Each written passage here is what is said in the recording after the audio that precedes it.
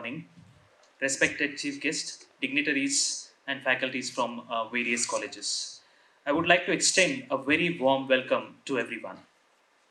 Today, we have gathered here for the workshop on National Education Policy 2020 BCA and B.Sc syllabus, hosted by Department of Computer Applications, Banglore University, Nagarbhavi campus, in association with Department of BCA, KLE Society's Degree College, Nagarabhavi. Now, I would request the chief guest on the dais. Volunteers, please lead them.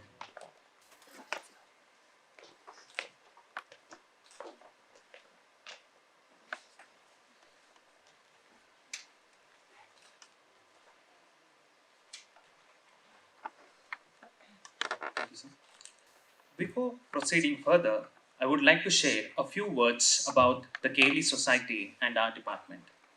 Karnataka Lingayat Education Society, started in 1916, occupies a very special niche in the field of education, has now grown into a large institution that encompasses an autonomous university and over 270 institutions spread across the country and outside, with over 16,000 employees working to cater the needs of more than 125,000 students. The collaborations with universities in the US, the UK, and Malaysia have added a whole new dimension to the KLE Society, making it on par with the reputed institutions worldwide. The Department of BCA was started at KLE Society's Degree College, Nagarabhavi in 2017 with a mission to provide high quality computer education to the students.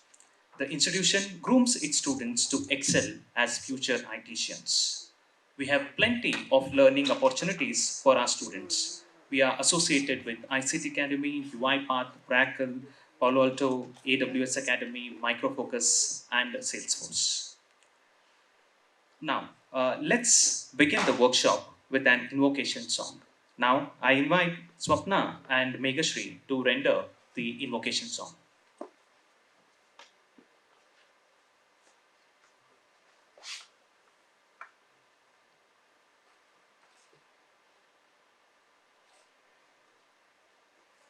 गणनायकाय गणदैवताय गणाध्यक्षाय धीमहि गुणशरीराय गुणमण्डिताय गुणेशानाय धीमहि गुणातीताय गुणाधीशाय गुणप्रविष्टाय धीमहि एकदन्ताय वक्रतुण्डाय गौरीतनयाय धीमहि गजेशानाय बालचन्द्राय श्रीगणेशाय धीमहि गानचतुराय गानप्राणाय गानान्तरात्मने गानोत्सुकाय गानमत्ताय गानोत्सुकमनसे गुरुपूजिताय गुरुदैवताय गुरुकुलस्थायिने गुरुविक्रमाय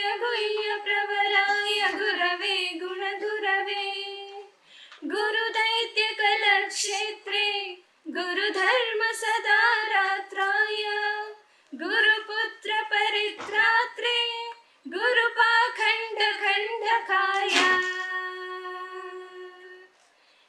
गीतसाराय गीततत्त्वाय गीतगोत्राय धीमहि गोडगुल्फाय गन्धमत्ताय गोजयप्रदाय धीमहि गुणातीताय गुणाधीशाय गुणप्रविष्टाय धीमहि एकदन्ताय वक्रतुण्डाय गौरीतनयाय धीमहि गजेशानाय बालचन्द्राय श्रीगणेशाय धीमहि श्रीगणेशाय धीमहि श्रीगणेशाय धीमहि. Thank you. Thank you, Sapna and Meghashri. Asatoma Sadgamaya, Tamasoma Jyotirgamaya, Mrityorma Amritangamaya. Om Shanti Shanti Shanti. Now, The meaning of the shloka is lead us from ignorance to knowledge, lead us from darkness to light. Light symbolizes truth and knowledge. It spreads divine grace. Now I request the dignitaries on the dais to kindle the lamp and inaugurate the workshop. आरोग्यं धनसम्पदः शत्रुबुद्धिविनाशाय दीपज्योतिर्नमोऽस्तु ते दीपज्योतिर्नमोऽस्तु ते शुभं कुरु त्वं कल्याणम् आरोग्यं धनसम्पदः.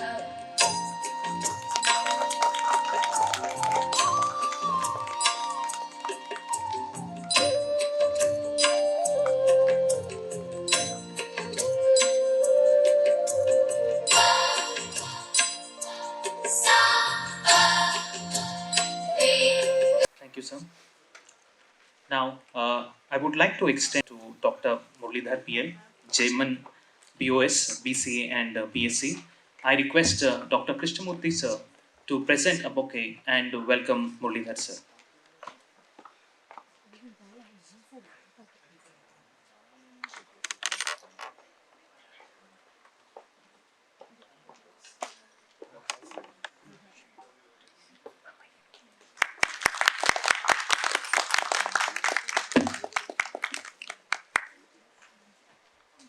I would also like to welcome Professor Vijay Kumar ES, Principal, KLE Society's Degree College. Now I request Dr. Kiran Kamaji sir to present a bouquet and welcome Vijay sir.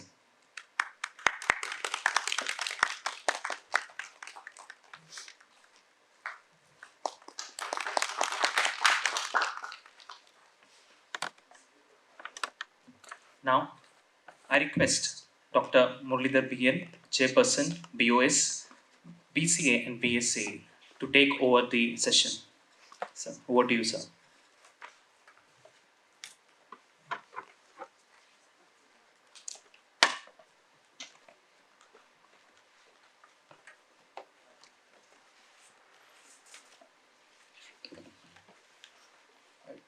Thank you very much, Mr.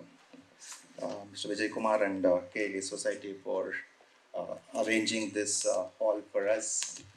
I think when I put up this kind of an information that I'm actually seeking for a hall to conduct a workshop, I think I got very few, not very few, very many offerings from various colleges, including KLE College and Soundarya College and many other colleges as well. They say that why don't you conduct the workshop in our institute? And finally, because of the reason that it is very close to Nagarbhavi campus, I decided to conduct the workshop in KLE Society itself.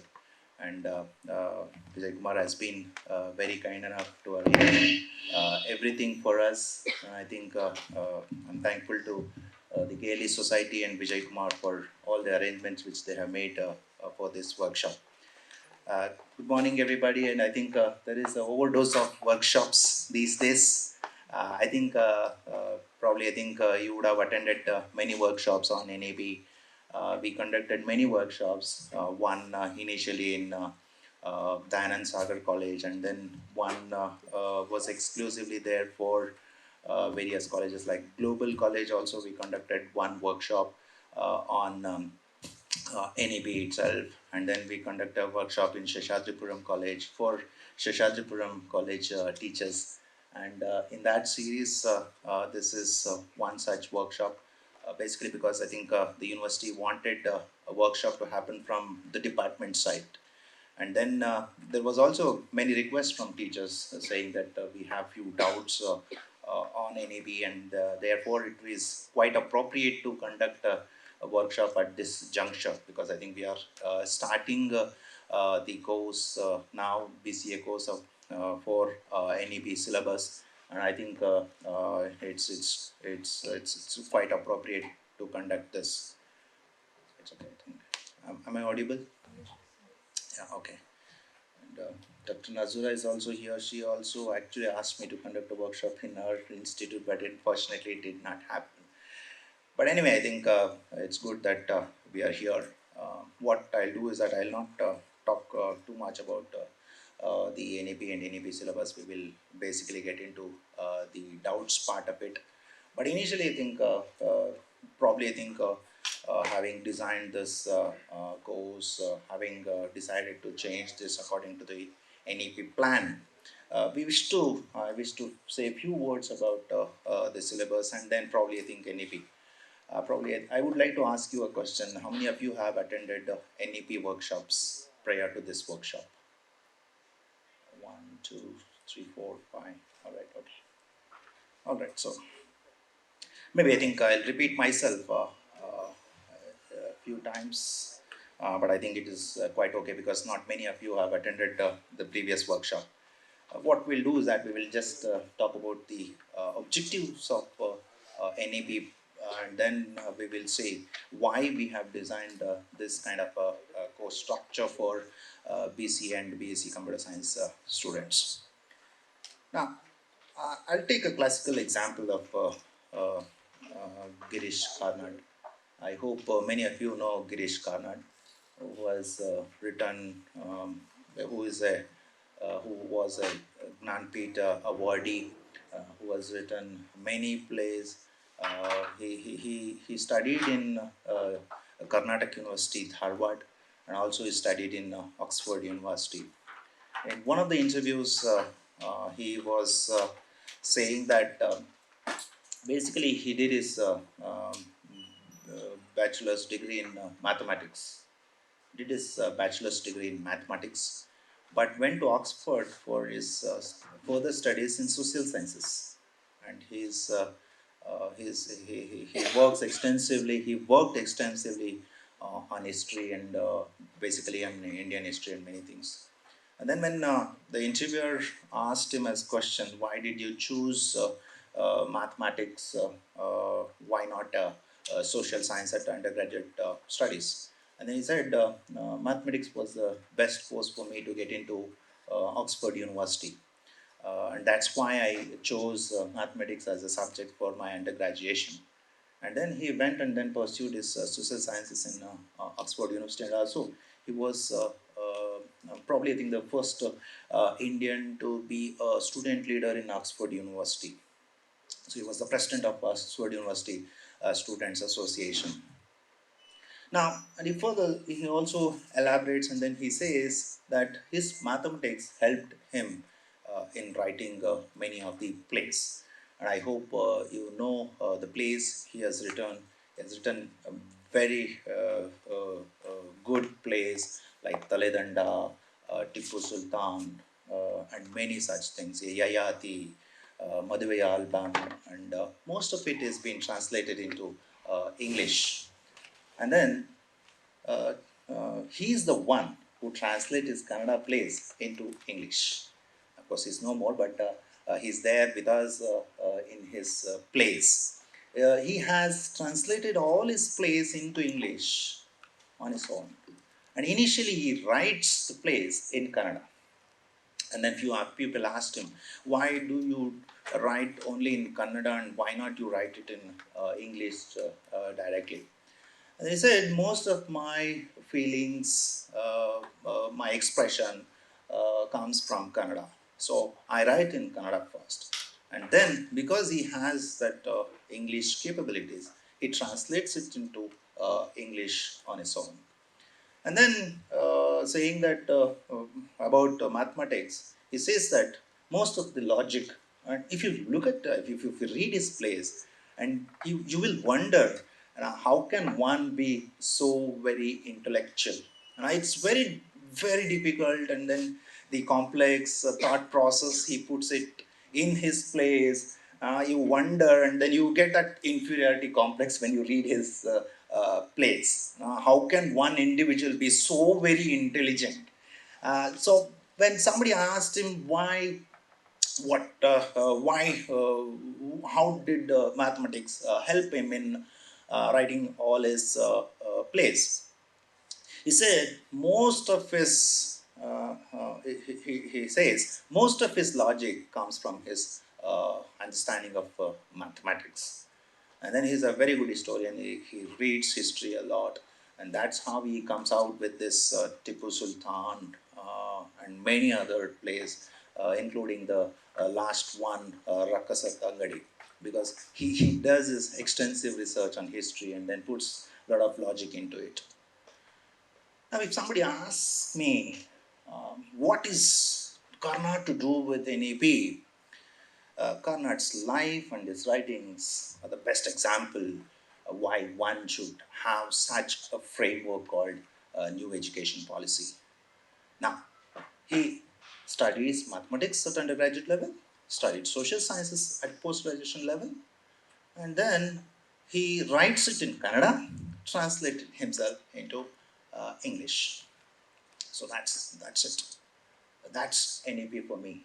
If somebody asks me what is NEP for you, so Girish Karnad's life and works are the best example for NEP. Now, how does it help him? It helped him not to stop studying history. It helped him study mathematics and still become a student of social science. It helped him study or write or express himself in Kannada. And then he also has another language. Now, I also quote this example in many places where I go about my daughter's education. She's in plus one. She's a commerce student, but strangely, she likes mathematics and she doesn't like physics. She likes mathematics. She's a very good student of mathematics. She hates physics for various reasons. She doesn't like physics, basically. And then she said, I wanted her to study science before she takes up any other things. But she said, no, I don't want to study science because I don't want to get into this physics, and I will search for something where I get whatever I want. I said, okay, you choose whatever you want, whether you want to go for social science or commerce, you choose yourself, or science. Then did a lot of research, and then she found one college where which offered subjects like mathematics, commerce, accountancy, and economics. She likes economics. She likes mathematics, and then she wanted to study accountancy and other things. So she chose that. She chose that. And now, suppose if she wants to pursue mathematics in future, she should be given an opportunity. Just because she is a commerce student, she should not be stalled from pursuing mathematics in future. She should be given an opportunity to pursue commerce. She should be given an opportunity to pursue economics or accountancy or whatever it is. So that is basically the whole idea of the NAB. NAB allows you to choose what you want to study, and it also allows you to study other disciplines as well, not only confining yourself to one subject, but also expanding yourself into many other disciplines. So that's the whole idea of NEP. Now, if you look at the NEP for computer science, we can look at it from 2 points. One is a BCA course, and the other one is a B.Sc course, where one of the options is mathematics. Now, why this B.Sc course? Now, let's look at this B.Sc course, or BA course for that matter. There's nothing like B.Sc and BA. Basically, because if you want to take mathematics and history, you can take any NEP. You can take history, you can take mathematics, just like how Girish Karnad pursued. You can take geography and you can take zoology. Zoology and geography is possible, mathematics and history is possible, physics and economics is possible. It gives you a lot of opportunities. NEP gives you a lot of opportunities. So in that sense, I would not like to call it as BA, BSc, or any other things. It's just a bachelor's degree. Now, in bachelor's degree, all over Karnataka, the NEP, the higher education model 2A is being followed. 2A meaning that in 2A, you are taking two subjects, two options in the beginning, right? Any two options could be mathematics and physics, could be mathematics and history, could be history and geography, or whatever you want. You take two subjects and then you pursue those two subjects continuously for 4 semesters, and then after 4 semester you have the options. You have the options of actually choosing one major and the other one as minor. Could be, let's assume that I'm start taking mathematics and history. I take mathematics as major in the in the third year, and then I continue studying mathematics in the third and the fourth year as a major itself. And then minor will be history in the third year, and then I'll not study history in the fourth year. So, so that is 2A model. Now, what are the advantages with this kind of model? Now, either to this NEP, the Higher Education Council's model, all these years we were seeing students with varied number of credits in their undergraduate level. So, for example, if you look at Karnataka University, Dharwad, and Kuvempu University, Shivamoga, Bangalore University, Bangalore City University, we all had different number of work hours and different number of credits. Now, somewhere we want to bring uniformity in our credit system. We want to say that we would like to bring uniformity in our credit system. So, therefore, this is the model which has been given, where everybody will have the same kind of a credit structure. Whether you study in Gulbarga University, whether you study in Bangalore University or any other university, you will have the same number of credits. Now, that uniformity has been brought to the forum through this NEP.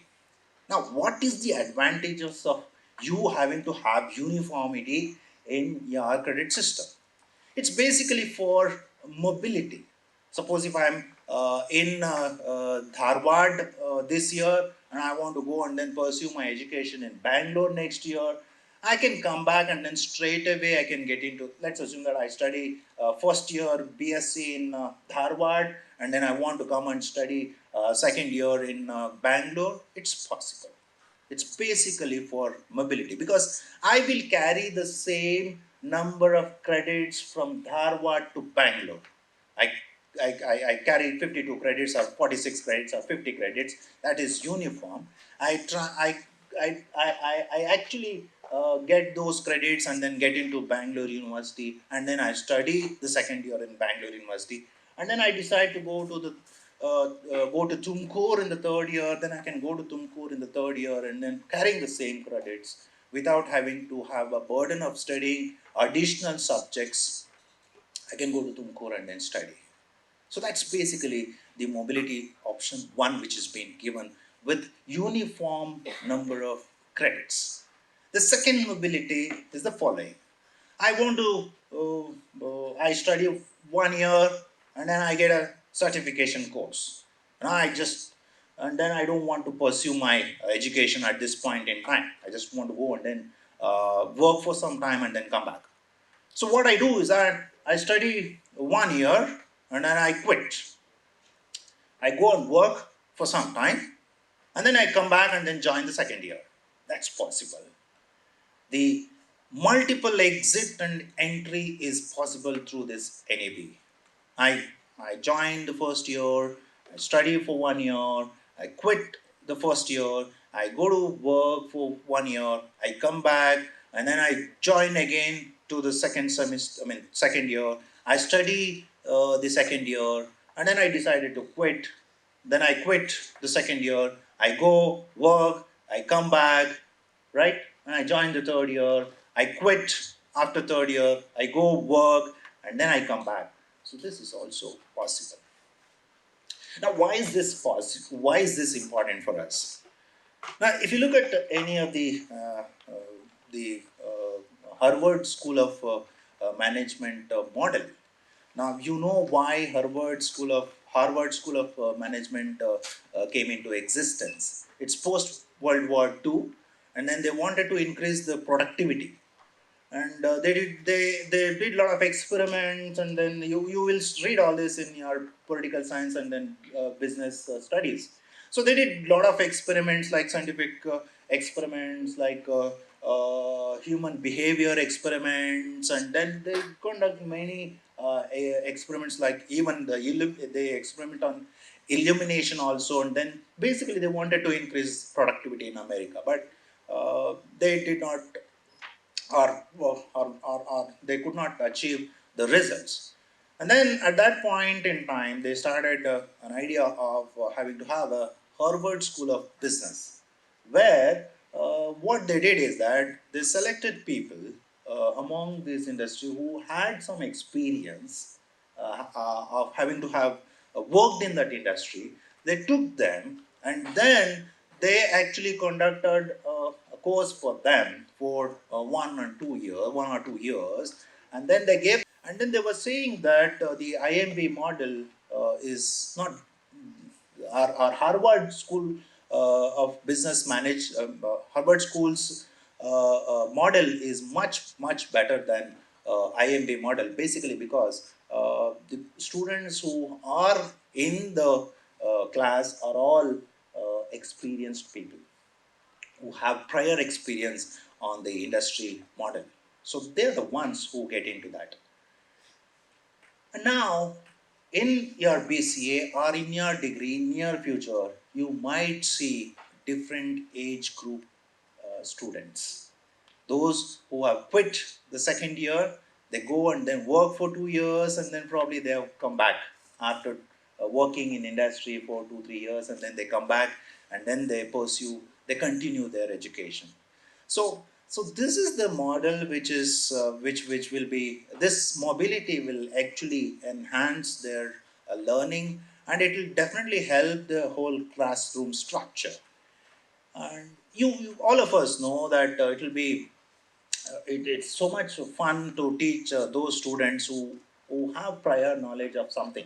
It's always better because you also learn something from that, and the whole class also learns from that.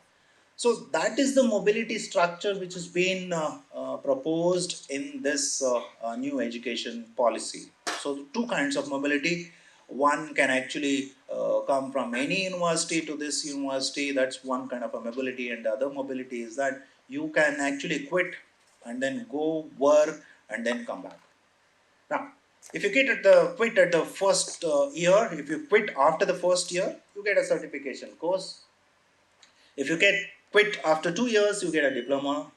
If you quit after 3 years, you get a bachelor's degree. If you quit after 4 years, or if you complete 4 years, you get your honors degree. So that's the whole model. Now, how about those people who are in the post graduation program? How will the post graduation program would be? We don't know yet, but my thinking goes that we will have two models there. One is 2 years post graduation program, and the other one would be your 1 year post graduation program. In 2 years post graduation program, probably you get people who have completed their degree, 3 years degree, and then they come back and then join the 2 years post graduation program. Or they complete their honors program, and then honors meaning 4 years program, and then they get into your post graduation program for 1 year. So they complete the post graduation program for 1 year.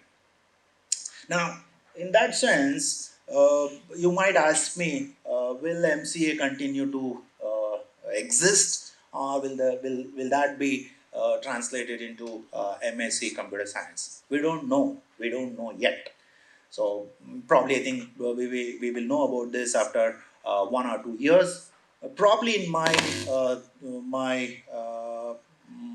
my thinking goes that it could be one post graduation program, and you might call it as post graduation program in computer science. So that could be one post graduation program, right? And the other thing is that interesting thing is that they also say that after your honors program, after completing your honors program, you can straight away get into PhD program. So that's a new thing which is being added here. After honors program, after completing 4 years of your undergraduation program, you can get into your PhD program. But how? That's a thing which we need to wait for some time. They say that you need to have some research papers in your undergraduation program so that you can straight away get into your PhD program. In that sense, the honors people should also be eligible to write the NET examination, because when you are making them eligible to write or get into PhD program, they should also be eligible to actually write the NET examination, right? So that's the thing here. So basically, if you look at NEP model, you can choose whatever you want. That's number one. Number two is that it allows you to have a uniformity in the credits. That's number two. Number three is that it is allowing you to have a mobility programs, and it is also allowing you to have multiple entry and multiple exit program. Now, there's also another thing, which is the fifth one, which is a dual degree model. Now, can I get a dual degree? Right. I'm just getting into my B.Sc or my undergraduation program in mathematics and history. Can I get a degree honors in both mathematics? I want honors in mathematics as well as honors in my history. So that's the question. Is it possible? It's definitely possible. Because anyway, you are studying the 2 years at equal weightage. Both are at equal weightage, history and mathematics in the first 2 years. So you complete those first 2 years, and then you are taking one as a major and other one as a minor. So what you can do is that you can get into the third year, and whatever minor you have taken, you can make it as major now. Once you get the honors in mathematics, let's assume that I complete the 2 years of mathematics and history, and the third year I take mathematics as major, and the fourth year I study only mathematics, and I get a honors in mathematics. Now I can re-enter into the third year with history as major. I can study history as major, and then I study history as major, and then complete the third year, and then I go to the fourth year. I study only history, and then I get a honors in history. So this dual degree is possible, but in 2A it's quite difficult because you will repeat certain subjects which you have already studied. Because history I've already studied in the third year as minor, but again I'll come back and then study it as major. So that's not necessary. But the higher education model also gives another model which is a 3A model, where in the third year you will study both history and mathematics at equal weightage. So if you study history and mathematics at equal weightage in the third year, you go to the fourth year, study one of the subjects as major, study mathematics as major, get out of the course getting the honors in mathematics, and then enter the fourth year again with history as a major subject. So the dual degree option is also possible with this NEP model. So these are the advantages of NEP model. You are allowing students to get whatever they want. Now, I'll come back to my subject because that is what we are here for. But before understanding NEP, it's not good for us to understand our discipline, because it's here nothing individual here in this case, nothing like it's only private to computer science and not thinking of any other subjects. We have to think of other subjects as well when we are in NEP. Now, the other thing with what we try to do in case of NEP is that we study only 60 for the first 3 years. Suppose let's assume that I'm in 2A model. I have history and mathematics. I'm studying it in the first 3 years. Only 60% of the time you spend with the history and mathematics. 40% of the time you are spending with other subjects. That's the whole idea. It's basically the holistic development is the whole idea. You are not confined to only history and mathematics, but you are also supposed to take other subjects. You are supposed to learn other subjects as well. Now, 13% of the time you also spend with languages. You will study two languages irrespective of what graduation you are studying. You have to necessarily study two languages. And for Kannadigas, Kannada is a compulsory language. One of the languages would be a Kannada language, and the other language, it need not be English. I repeat, it need not be English. You can study Kannada and then you can also study Tamil. You can study Kannada, you can study Malayalam. You can study Kannada, you can also study French. So, English is no more a compulsory language when it comes to NEP. So, basically, it allows you to develop yourself in your own regional language. And the other option is that you need not study the other language for the entire 4 semesters, for 2 years. You can study Tamil in the one is Kannada compulsory, and the other one is the first year you can study Tamil, second year you can take Malayalam. First year you can take French, second year you can take German. So that option is also given in the NEP model. The regional languages, the local languages are given priority over the language English. But whether it is good or bad, that's left to the students. Students can actually decide what they want. So 13% of the time they're spending with these languages. And then 7 to 8% of the time they also study or they are also exposed to other subjects which are called open electives. I think first year, first semester, second semester, third semester, and fourth semester, you have open electives. There's also a lot of misconception about the open elective. Now, can a computer science student take an open elective of computer science? And the NEP spirit, if you go by NEP spirit, the computer science students are not supposed to take computer science. The mathematics students are not supposed to take mathematics as an open elective. It's basically open. Now they are supposed to go and learn other disciplines. Could be computer science students can go and they learn history, political science, geography, and many other subjects. So they can go and then learn other disciplines as well. So that's the whole idea of your open elective. And then there are other subjects like the Constitution of India, the environmental science, and then sports is also made compulsory for the first 4 years. We want people to get involved in sports activity, and then we want them to be very active in sports as well.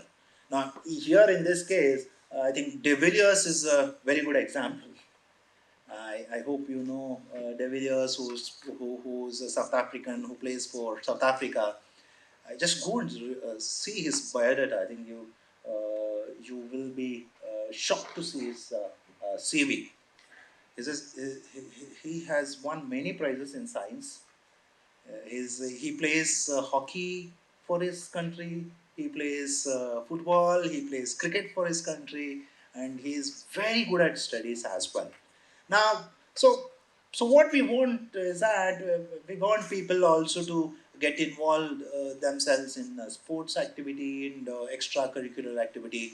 Sports, NEC, NCC, NSS is also given due weightage. So 40% of your time, apart from your history and mathematics, I'm taking history and mathematics as one example, it could be anything. Apart from your history and mathematics, you are also studying other disciplines as well. I mean, you're exposing yourself into other areas as well. So that's the whole idea of your NEP. It's basically the overall development, continuous learning, multiple entry and multiple exit, uniformity in credit, and giving an option to the stakeholders, that is the students, to choose what they want to study rather than teachers deciding what they want to study. Now, it breaks these the previously existing models like PCM, PCB, CBZ, and then history, economics, political science. It breaks that model. It gives you an option where you can go and then get whatever you want. Now, that's about your degree. Now, how about your BCA? Now, if you look at BCA, what is possible and what is not possible? Uh, Multiple entry and multiple exit is definitely possible. You can actually get out of the first year, get a certification course in computer science, come back, then join, rejoin, and then do whatever you want. You can continue that. That multiple exit and multiple entry is definitely possible. Now, is dual degree possible here? Dual degree is definitely not possible. Dual degree is not possible with your BCA course. You can never get a dual degree with BCA course. Dual degree is impossible with your BCA course. Now, are you studying other subjects in the same weightage? In my sense, and if in my understanding, your BBA, your BCA are all anti-NEPs. They are not NEPs at all. It goes against the spirit of your NAP. Because getting into computer science, you get out of computer science. So that's the disadvantage with your BBA as well as your BCA course. So you don't have that option. But do you have options of studying language? Yes, you have language. You have options of studying language. Do you have option of studying open elective? Yes, you have options of studying open electives. So you have many open electives, and I sincerely request all my colleagues here to kindly ask your BCA students to go and study history, geography, political science, commerce, not common necessarily, only the commerce of BBA, or any other things which interest them, which they like. So that's the whole thing about your BCA. That's the difference I see when it comes to BA, BSc, and or rather than calling it as BA, BSc, I call it as a 2-year model, which is for BA, BSc, and then 1C model, whatever model which we are following for computer science BCA, it is basically 1C model. So this is the difference between a 2-year model and then your 1C model. Now, before I take up my a few things, talk about a few things about my course, I wish also to tell about your academic bank of credit. I think all of you should actually download the document, which is called Academic Bank of Credit Regulations 2022. Kindly note, because all of you will be made to read this, all of you will be made the coordinator for this, in my view, because you being a computer science teachers, you'll be made. So, what is this Academic Bank of Credit 2022 regulations? It's a Government of India regulation. Now, there will be an academic bank of credit which is centrally maintained by the central agency. Now, every institute and every student will be a member of this, or he will have an account in Academic Bank of Credit. Suppose I am in KLE Institute, I being a principal, I'll open the account of all my students in Academic Bank of Credit. Now, once I do that, I mean, in association with my university, which is Bangalore University. Now, once I open this account, whatever credits the students earn will all be credited into his account. Will all be credited into his account. So it will be like a bank, which will store your credits. So it will store all your credits. And suppose you want to actually exit your education, then they will look at how many credits you have. And then if you have 46 credits and then you want to exit, then you will get a certification course and then you can exit. So we call it as, in their language itself, we call it as redeeming your credits. So you redeem your credits to earn a certification course. So you redeem it.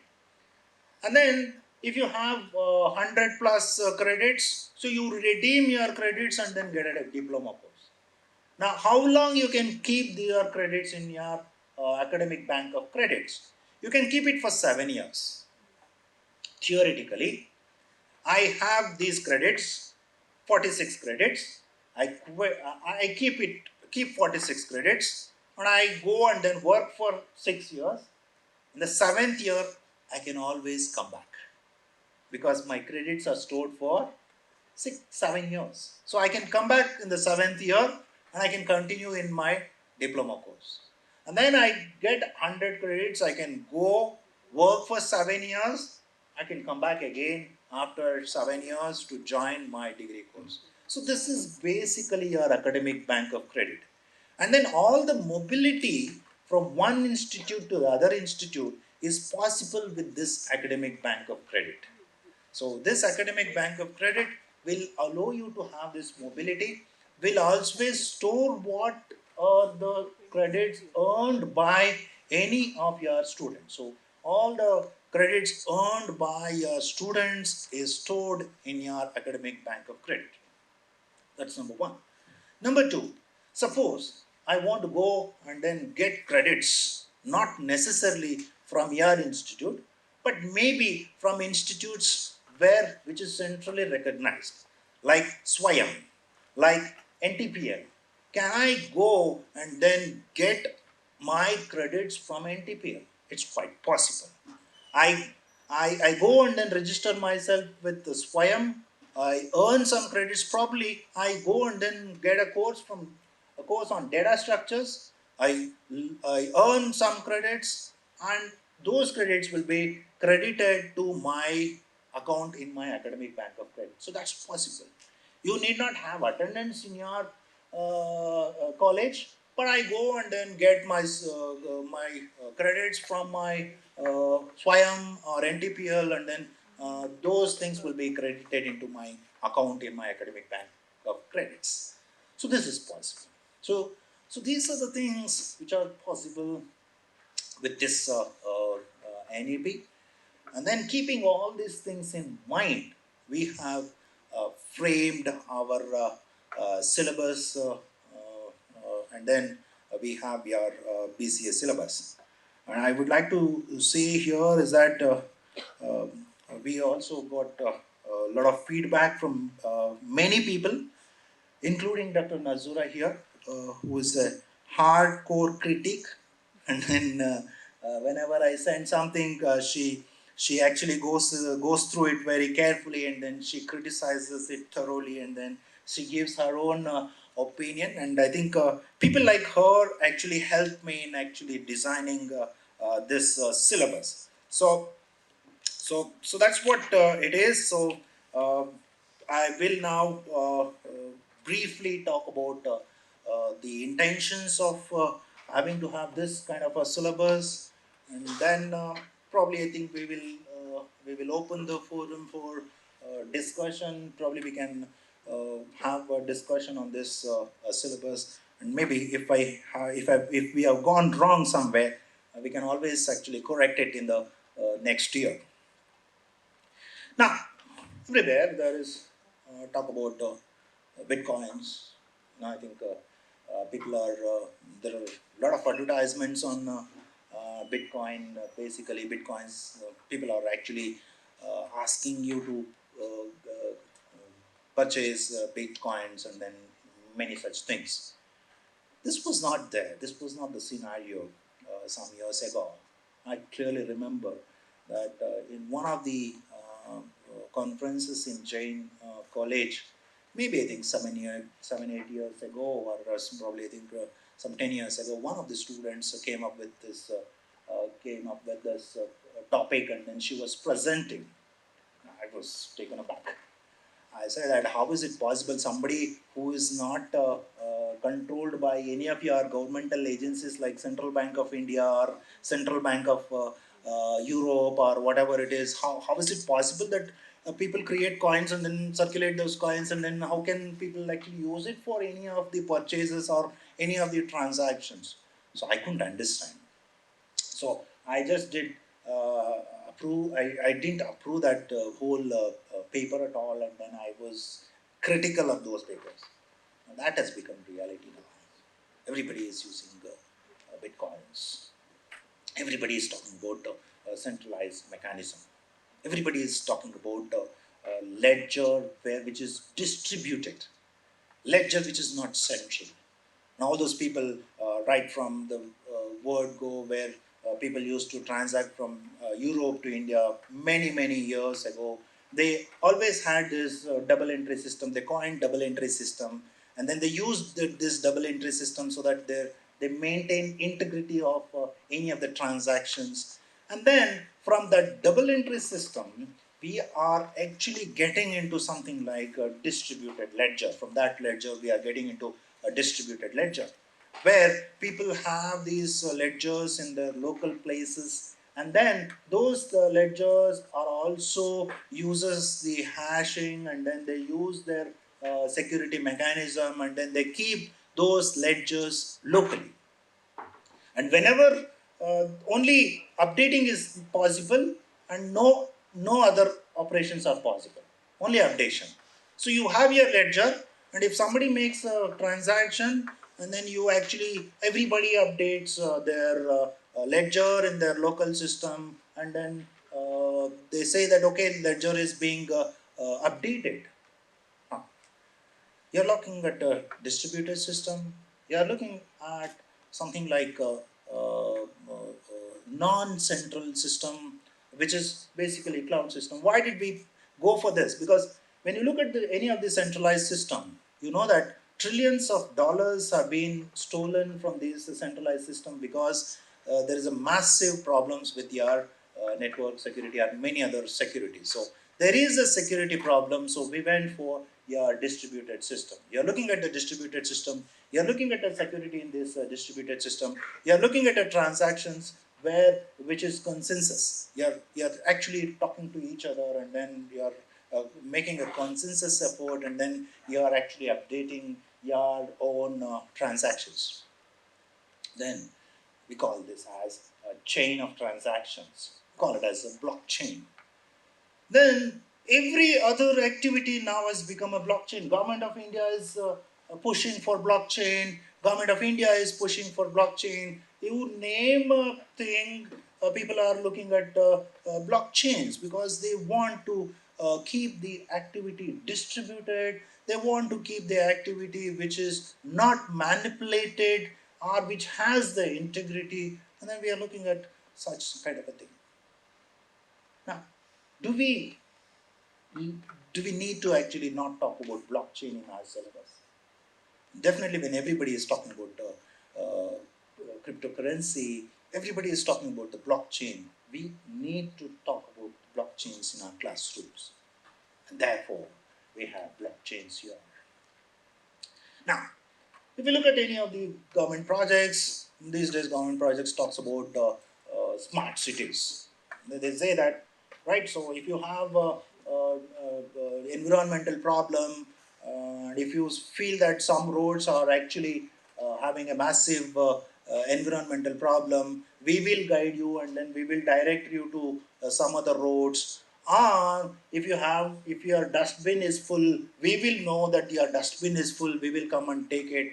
Or if it is dark, even at 2 p.m. in the afternoon, we will switch on the lights. Our lights get automatically switched off. Somebody automatically comes and then takes your bin if the bin is full. Somebody will guide you whether your what solar electricity connection is working properly or not. So there are there is a government which is actually pushing massively in the area of your smart cities. Now, what are these? How do these smart cities work? They basically work on the IoT technology. Basically, you need IoT technology. Now, do we need to not to talk about IoT technologies when everybody else is talking about IoT technology? And the answer is no. And therefore, we have IoT technology here. And IoT also allows you a lot of data. There's a, there's a massive growth in the data. The data is produced by you and me and by everybody. Now I'm producing the data to Google Maps, because I would have come and then I would have taken the Google Maps, and then I would have informed my Google people that where exactly there is a congestion, where exactly the roads are blocked, where exactly the roads are clear and things like that. So I'm actually producing data on every moment. I'm producing data in the form of digital content. Say, for example, if you upload the same video into your YouTube, I'm producing the data. So, and I think somebody can search this data and then they can actually make a lot of meaning. Suppose if somebody says that they want to search for NEP videos, looking at this kind of a NEP, they just type it as NEP, and then my audio is being translated into text data, and then this text data is used for indexing, and this text data is used for comparison, and then I'm actually getting it. So there's a lot of data is being produced, and those data have to be analyzed properly, and those data have to be used properly, and that's why we have data analytics here in the syllabus. And if I have so much of data, do I store all these data in my local place, local computer? It's not possible. Do I store my photos in the local places? Not possible. Because I have so much of photographs, I have so much of videos, I have so much of data. It's not possible for me to keep all the data. And so I have to keep it somewhere. Where do I keep? And the answer is cloud computing. And that's why we have got cloud computing here. So wherever it is possible, whatever which is existing, we have used here. Now, you talk about multi-layers. You talk about deep learning, where you have multiple layers. You assign weights. You also keep your biases. You actually feed your data back to it, back to different layers, and then you actually do every activity using deep learning. And then if I don't have your machine learning support, if I don't have a supervisor, and if I don't learn supervisor and unsupervised learning, if I don't learn deep learning, I may not be current in this industry. And that's why we have machine learning here. So whatever the industry needs at this point in time, whether it could be your machine learning, your IoT, or whether it is your cloud computing, or whether it is your blockchain methods, we are trying to include all those here. Now, suppose if I want to learn about these things, and if I getting a certification course and a diploma course, I have to go with some kind of a basic courses. And what are the basic courses which every computer scientist feels that has to be necessarily there? It could be your problem solving technique, it could be your data structures, it could be your operating system, it could be your database management system, it could be your computer networks, it could be your automated theory. And those things, or it could be your design and analysis of algorithm, it could be your software engineering. So when you have core subjects, when you have all these core subjects, it is necessary for us to study all these courses. And we have included all those core subjects in this syllabus. In core subjects, including the industry, current subjects, we have actually put all that into one kind of a structure where which will fit into your 1C model of your state, Karnataka State Higher Education Council. So that's fitting we have made. And if somebody asks me, where did you get all these subjects from? Did you actually invent? I have never invented any of those subjects. It's basically, there was a series of meeting which happened in University of Hyderabad, basically UGC initiative, which gave the syllabus for your B.Sc computer science. They gave a syllabus for your B.Sc computer science, and then all these topics were part of that B.Sc computer science subjects. And then we took all those subjects and we knew that these are the subjects which are important, and then we actually put that in this syllabus, and people like Dr. Mazura helped me in actually arranging these subjects. That's the reason why we have these subjects. And interestingly, suppose if you want to get a certification course, what are the basic things you need to know to get a certification course? Suppose if I want to go out with a certification course and if I want to become an employable, and if I then I need to get a certification course. What are the things which I need to study before I get a certification course? I need to study something about problem solving. I need to know a programming language called C. I need to know data structures. I need to know database management system. And then these are the things. I need to know a little bit of Java. So once I have these courses, plus as another skill enhancement course, we have what is called office management tools. So this database management system, the problem solving techniques, the data structure course, and along with your office management courses will actually allow me to work with a certification course. So we categorize this. These are the courses which are essential for me to get a certification course. So that's why all these courses are there in the first year and in the second year. And what is happening currently is that everybody is talking about artificial intelligence. So we have artificial intelligence as a core subject, and everybody, whether you want to work with your machine learning, with your artificial intelligence and things like that, you need to know Python. You have Python as a language. Then you need to know operating system. You have operating system, you have Python course, and then you have your computer network course. And interestingly, we have added a computer networking lab also. That's a new thing here. So you have computer network lab. When you have computer network lab, you will learn how exactly you can make this campus a Wi-Fi campus. What is a switch? What is a gateway? How do I actually use ping commands? How do I actually manage the rules in my firewalls? So all these things I practically learn in the computer networking course. So when I learn all these things along with the software engineering and internet of things, sorry, not internet of things, internet technologies, like HTML5, CSS. I know how to develop a web page and so on and so forth. So I get a diploma certificate. Plus, on top of it, to make them employable, we have also included a course in the skill enhancement course, which is called which is called computer maintenance and the repair course. So you have computer maintenance and the repair course. So I get a diploma certificate with this.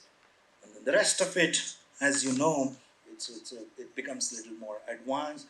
From the fifth semester onwards, you have design and analysis of algorithm, data analytics, web programming lab, and in the sixth semester, you have theory of computation, machine learning, and mobile application development. I forgot to tell you about mobile application development because everything has become mobile.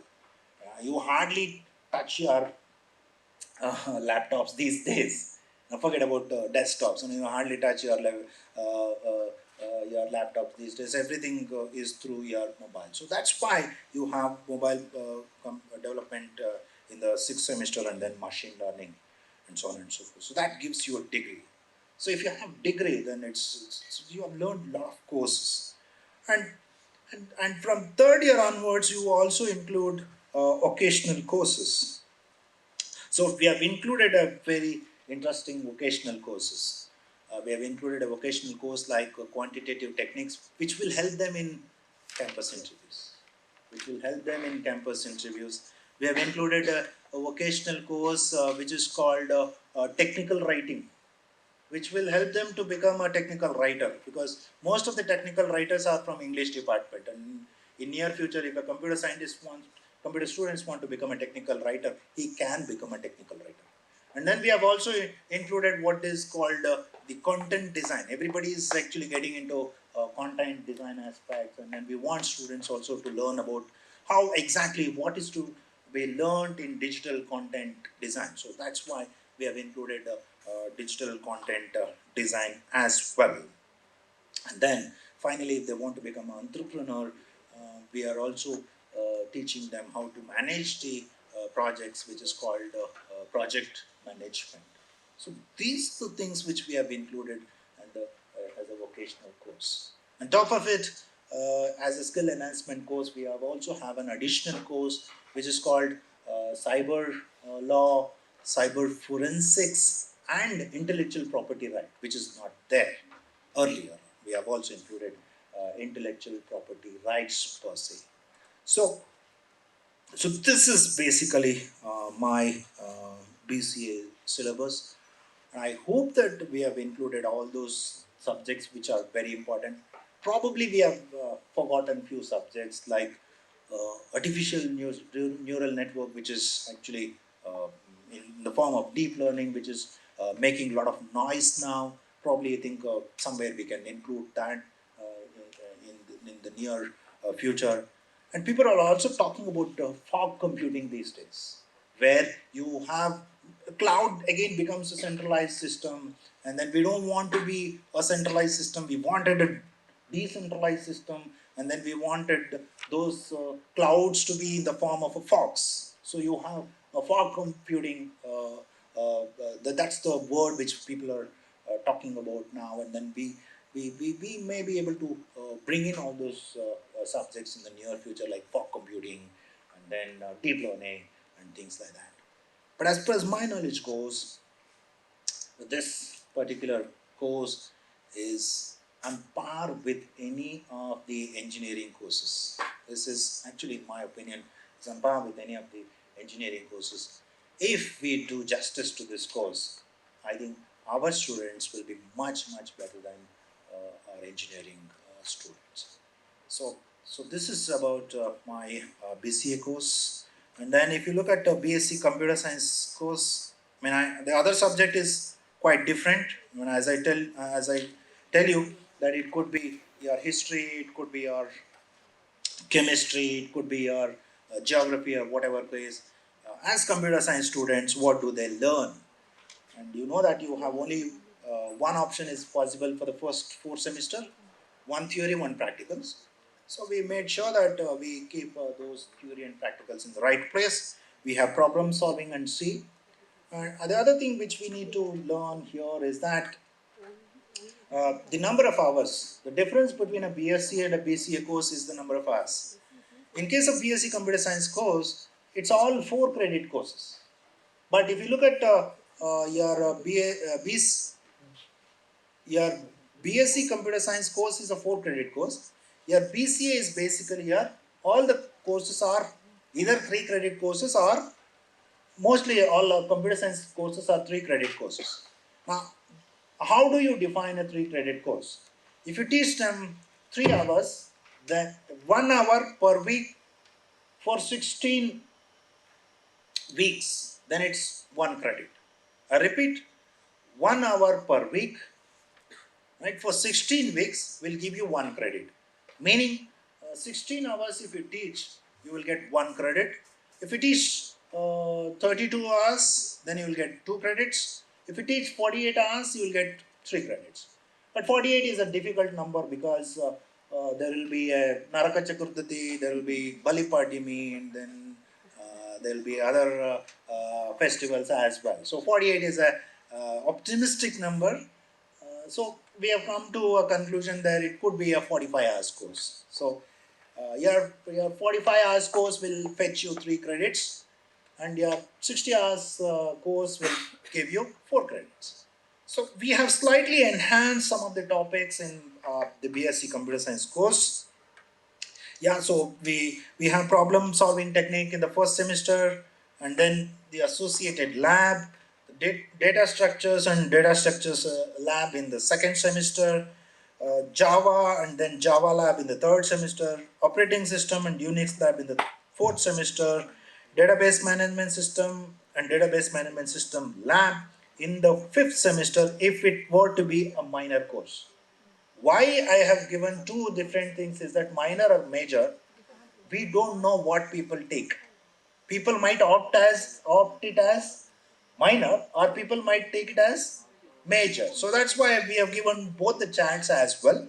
So in the sixth semester, it is computer network and computer network lab. So that's for your minor.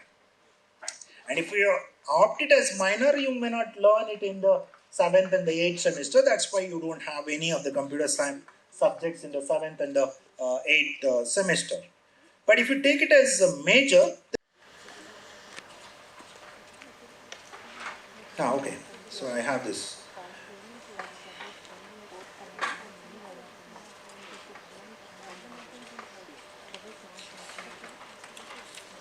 So if I have it as major, then in the 5th semester, along with DBMS, you also have artificial intelligence and artificial intelligence lab. In the 6th semester, you have Python and Python lab. In the 7th semester, you have, because it's a major, so it's only computer science then. It's internet technology, data analytics, design and analysis of algorithm, and then internet technology lab and data analytics lab. In the 8th semester, you have machine learning, and then machine learning lab, theory of computation, and then system security. So these are my subjects, and then the 7th and the 8th semester you also have some electives like internet of things, cloud computing, data mining, image processing, discrete structure, modeling and simulation. And in the 8th semester you have blockchain technologies, operations research, human computer interface and parallel algorithms. So this is the subject. So more or less, you don't find many difference with B.Sc and BCA course. So, so this is the logic. This is the logic from us. And then we want you to do justice to this course. All of us should work hard. And then I know that if I'm not careful now, at this juncture, I may not be in my job after 2 years. Because I think the subjects are all new, so I think one has to update oneself. I think it's an advantage with computer science, also disadvantage with computer science. Advantage because you can learn new things, disadvantage because you have to learn new things. And that's a problem for all of us. And you can take it as a problem or you can take it as an advantage. But being in computer science subject, we are actually in a better position. I think we need to learn new things. I think this is the time we need to learn new things. And if you look at the previous syllabus and this subject, it's drastically modified. My intention was to modify somewhere. I was waiting for an opportunity. NEP gave me an opportunity. I changed the subjects. And we made it into a current. And I thank all those people who actually helped, criticized me in actually framing this syllabus. But I feel that this is a good syllabus. Probably there are mistakes, but we can always correct those mistakes. And now I stop at this point. And then the forum is open now. We can actually discuss, deliberate, and if you have any doubts, and if I'm able to clear those doubts, I'll try to clear those doubts. Forum is open. You can actually give suggestions. If you can ask questions, you can ask questions. I have only one request. Yeah.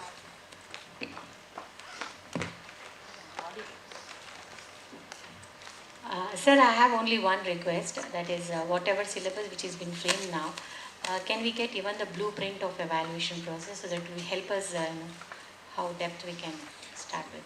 Yeah, I think we need to be very strict about the valuation as well now. And we have to actually undergraduate teacher and things like that. Everybody is a postgraduate teacher Priyanka. and everybody is an undergraduate teacher. So there's no difference in that. So it's a good suggestion. Probably we will form committees. I think I'll go back and then I'll form committees. Probably I think if you can all give an input, I think probably we can open that whatever BCA group we have for everybody to give suggestions. Then we can collect those suggestions and then yes, you're right, because till this point in time, computer science discipline has not given any blueprint for any valuation and question paper setting. You're right. So probably we'll do that. And if you have any suggestions, straight away you can post it in that group itself. and or you can post it to me. I'll post it into the group, and then we will concretely decide something on that. Sir, other streams like BCom and BBA, initially they had a pattern of 70-30 and now they've changed to 60-40. Is it applicable to us No also? one department can decide on 70-30 or 60-40. It is uniform, it is 60-40. It is 60-40 for theory, 50-50 for practicals, 50-50 for practicals. Okay. I mean, actually there was a lot of confusion whether it is a 70 theory and 70 main and 30 internals. But finally, Higher Education Council decided that it is 60-40. It's across the state. 60 for main exam, 40 for your internals. But when it comes to practicals, it is 50 for internals and 50 for externals. So it is same across. And even the 40 marks that is we are supposed to allot as an IA, it was better to have some guidelines also on that, sir. It has been given. I think the what is happening is that every university is supposed to bring out their own regulation. Yeah. We are in the process of bringing our own regulation. There are two tests which are stated. Yeah, C1, C2. C1 and C2, and then I think you can use those C1 and C2, and then you can give allot marks. And there also there are other methods which are possible, like people are thinking of having to have a quiz or daily examinations, objective type examination, open book kind of an examination. I think I would like to experiment from the next semester itself. After every class, I wish to give a test, so I can prepare myself, and then I can go, and then I can distribute the test paper then and there itself. Let them write the answers then and there itself, and then they finish the matter. So I think continuously you can actually do it. That is also possible, but the regulations will speak on the whole issue. But as of now, it is C1 and C2. Yes, sir. Thank you, sir.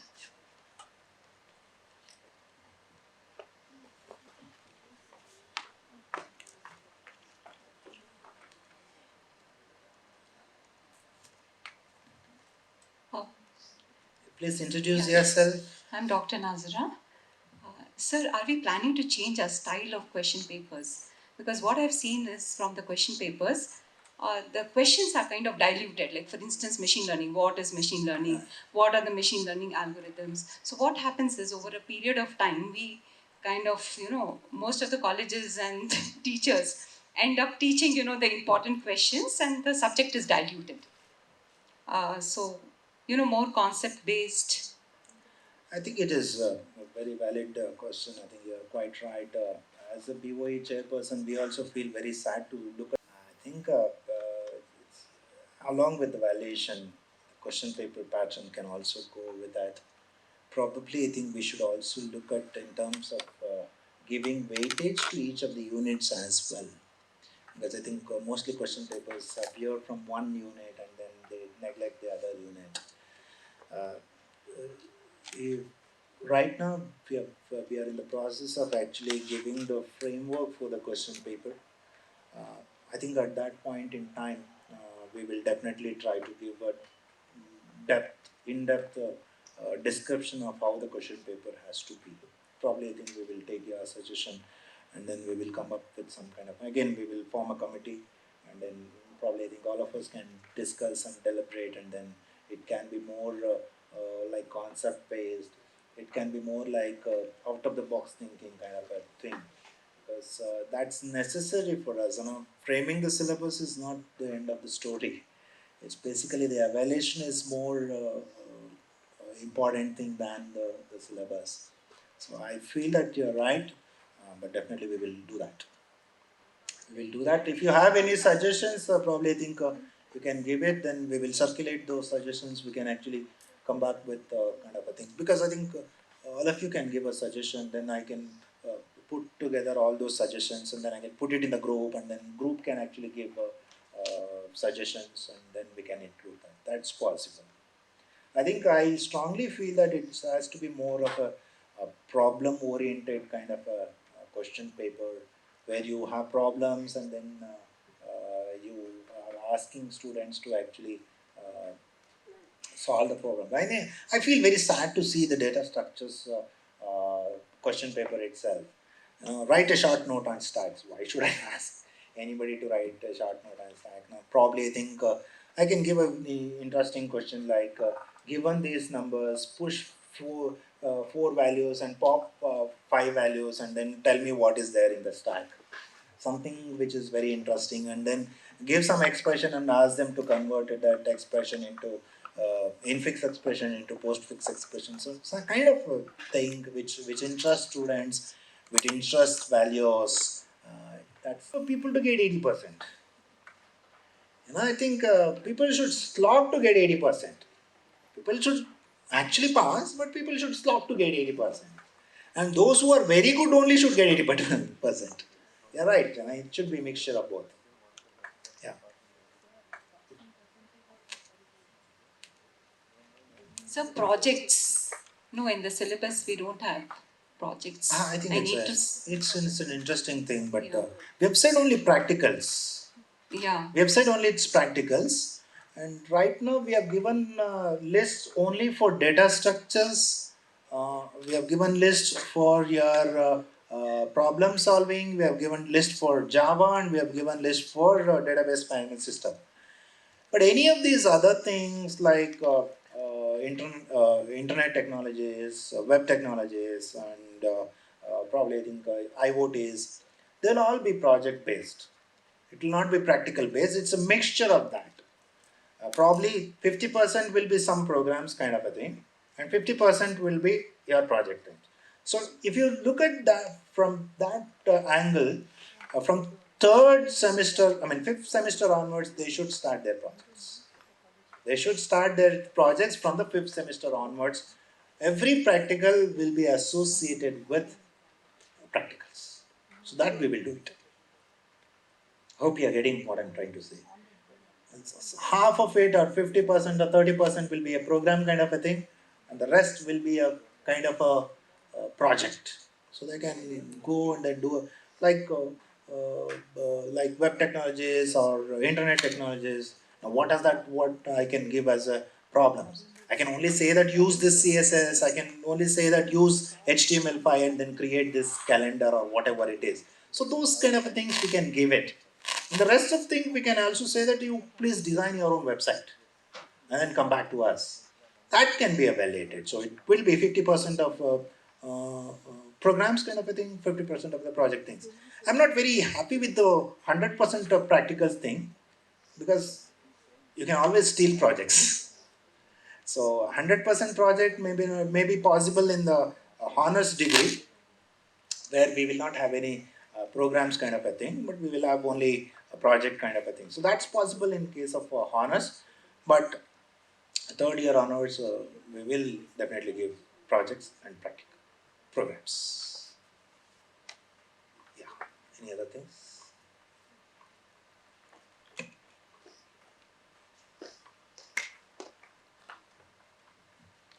Sir, what is the advantage of taking two majors in the first 2 years, and what is the Major and minor. If you look at B.Sc syllabus, there is nothing, BA, B.Sc, whatever it is. There is nothing like majors in the first 2 years. It's common. They study it equal weightage. Only in the third year, you start with major and minor. Third year, one subject will be a major one and the other one will be a minor one. And in the fourth year, one full subject will be a major kind of a thing. So that's a 2A model. In 3A model, it is actually first 3 years, it's the same weightage. First 3 years, it is the same weightage, and the fourth year, you will have one major for honors degree. And now, all the universities have decided on 2A, not on 3A. But with 2A model, dual degree is not possible. It's possible only with 3A. Why? Because you have studied 3 years all the subjects, 2 subjects at equal weightage, both as, everything is a major there. And then take one subject as a major in the fourth year, you complete one degree, come back and then enter the fourth year again, and then they get the other degree. So I've been telling people that there is a difference. You please decide on 2A, either 2A or 3A. None of us have decided. None of the universities have decided. None of the universities now are able to tell, yes, we are following 2A degree, 2A model. Because the moment you say 2A model, then you are defeating the dual degree. Okay, so that's it's not decided yet. But I think we will wait. It's evolving. We will wait for them. So, with respect to job opportunities, suppose they exit in the second year, they are nowhere, they are still in the learning phase. What opportunities do you think it will be possible for them to work and again resume to pursue after 2 years? I don't think that we can say that they don't have any opportunities. But if you look at BCA course, now after 2 years, suppose if somebody wants to take them for web development, somebody wants to take them for Java programmer, it's always possible. Now, here what we need to do is that we should also now give a workshop to our industry people, people who come to us for campus interview. We have to tell them Yes. that these are the possibilities, and if they want to take people with a diploma, let them take. Let them go out. I always want them to go out and come back, because they'll be much mature when they come back. And I think they can come back and then they can pay their own fee. Yes. If they go and work and then come back. Or if the industry wants to, the industry scholarship is also possible. If they go with diploma and then what are this Wipro model, what 2 more years and then they can go back. That's possible. And I think in BCA, I'm not very sure of my B.Sc computer science where after 2 years they will be employable. But I can bet you, I can 100% tell you that BCA students, they can always go back after 2 years. It is possible with this syllabus. But I think we all should also educate our placement officers, and we should educate our industry people who come for our placements. It's possible. It's quite possible that the opportunities which is just is given is it's very good. It's enormous. You can go work there with your thing. You can come back. You can go back. It's a very nice thing. It is possible. I wish that everyone gets an opportunity, sir. That's really good. Yeah. And apart from that, you mentioned about the academic credit points. Is there any maximum number, and will it add up to their degree course? It's only an extra point that they would be gaining. No. I think they have to have minimum of certain degree. You can fail in certain subjects, but you can still get a degree. You can get that. You have not passed certain subjects, because if you look at the Western model, you will see some kind of things where you don't get a credit. You don't have credit, 0 credits for that. But if you add up, actually he has failed in some subjects, but he can get that subject. But that's the whole idea. And what if you do a course from Swayam and omit the courses from here? Then It's Yeah, that was what my question was, sir. no. They have. No, you asked me these questions. I've been asking these questions to vice chancellors, but I'm not getting the answer. so provided he passes the certificate examination in the Swayam, it's also equally competitive. Absolutely. What I'm trying to say, I did tell in the beginning itself that you can go and then get credits from Swayam. You fail in your data structure course in the classroom.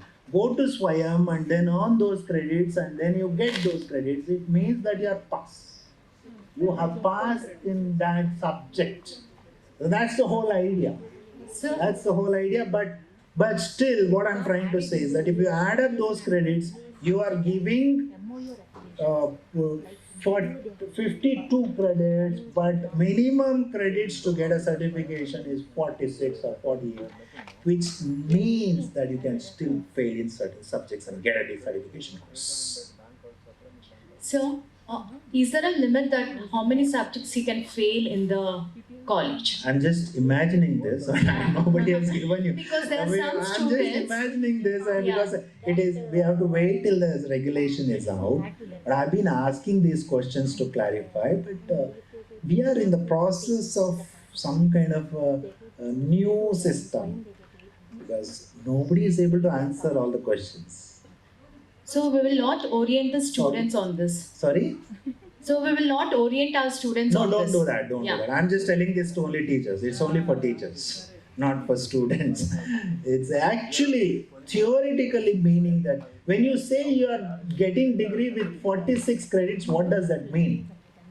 I am unable to earn those 6 credits, but can I still get a certification course? You are saying yes, which means what? I've not got those credits. That's the whole idea. But I think we have to wait till the regulation. We have been asking these questions. We are not getting answers. So I'm just telling this out of my imagination. And my imagination may be logically correct. Yeah. Sir. What about digital fluency? Sir, is it common for all courses like BA, BCom, B.Sc? I think I'll tell you what, there are 3 courses which are given as a common course. One is a digital fluency course, the other one is an artificial intelligence course, and the third one is a cyber security and cyber law. So it's just the cyber security, cyber law is not there. Now, why should a computer science students repeat that? What Professor Timmegoda told all of us who were in the state board, I was also part of the state syllabus board.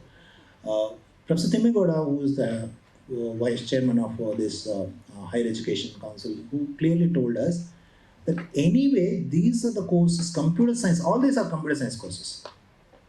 So these are the courses for non-computer science students. And then he said, you design course for your own subjects. Okay, for computer science subjects, you can have your own skill enhancement course. And that's why as a part of skill enhancement courses, this 3 new things came. One is your office management tool. 2 is your computer repair and maintenance. And 3 is your cyber law and then intellectual property right. So these are the subjects for computer science students. The skill enhancement courses for subject course, for computer science students. For non-computer science students, it's your the other 3, which is digital fluency, artificial intelligence, and then the third one. Yeah. Regarding open elective, in the group they have mentioned that whatever the syllabus you have inside is for both B.Sc and BCA. Yeah, it is from the computer science department. It is from the computer science. Yes, but for even B.Sc students, computer science students also can take that open elective. What I'm trying to say is that, sir, computer science students are not supposed to take open elective of computer science. They are not supposed to take. Physics students are not supposed to take physics open elective. But they mentioned it is for both BCA and B.Sc like that. It is not for both BCA and B.Sc. It is the open elective which is offered by computer science department. Computer science department offers B.Sc computer science course as well as BCA. So this is the course which we are offering for other students to take it.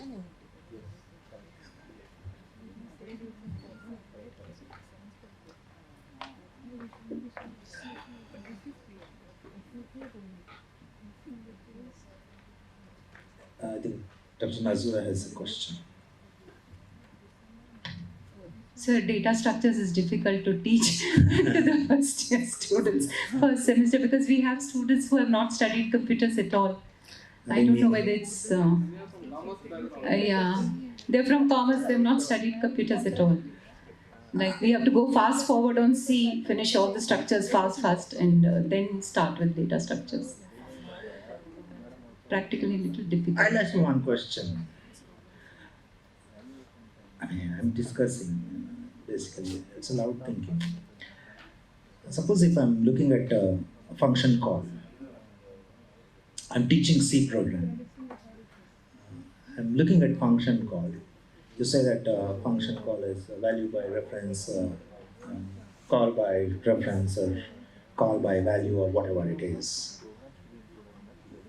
Basically, I'm keeping all those values in my stack. When I'm actually calling a function, and I'm pushing my return address and then the local variable values into the stack. I go and control is transferred and I finish the other program and I control is transferred from that program, or once I complete that program then I have to come back and then I pop it. My question is that how do you teach C program without data structures? C program, basically we start with the Okay, all still the functions, structures. but how do you handle functions without teaching stacks? No, that at least at the C level we teach literally only. Call to the function and all. Only when we go on to recursion, that is the time I actually teach them how the stack works. Like first it is main, so main is there, then after that call. Go on how the stack builds. Only when we go on to recursion, we teach that. No, but I think it's at a lower level, I guess. Probably, I think your trees and graphs may be quite difficult for them. But I'll tell you the other thing. You look at the discrete structure. Do you have trees and graphs there?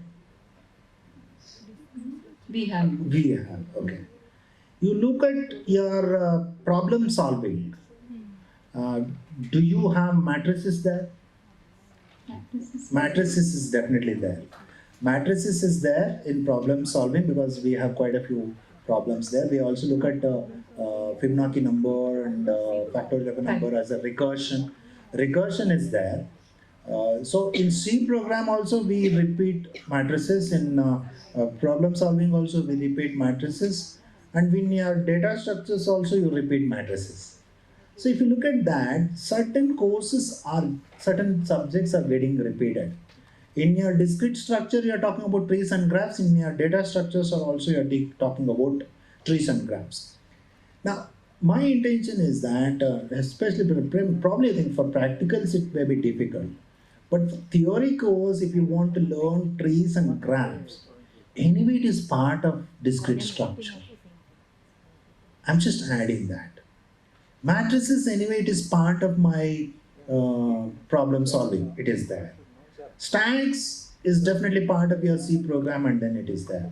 So in that sense, things are getting repeated. So I think we can manage. But the other thing is that decision has been made.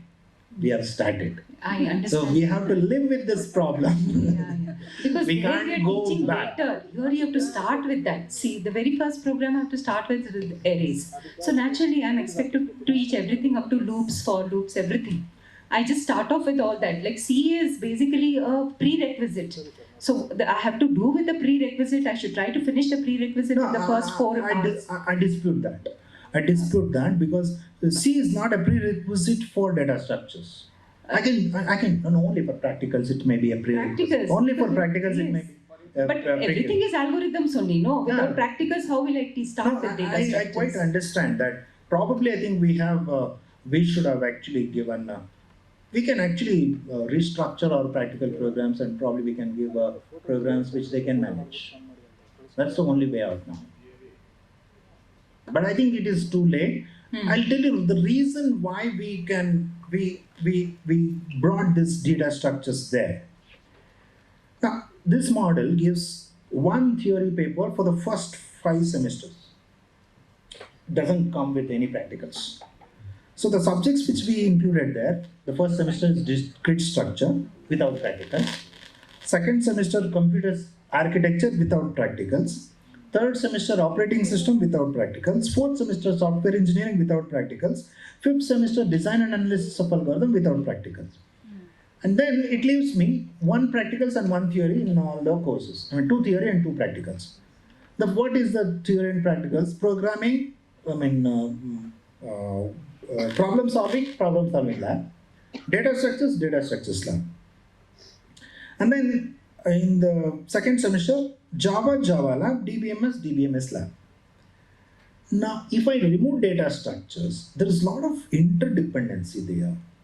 Suppose if I remove data structures, what subjects you would have replaced there?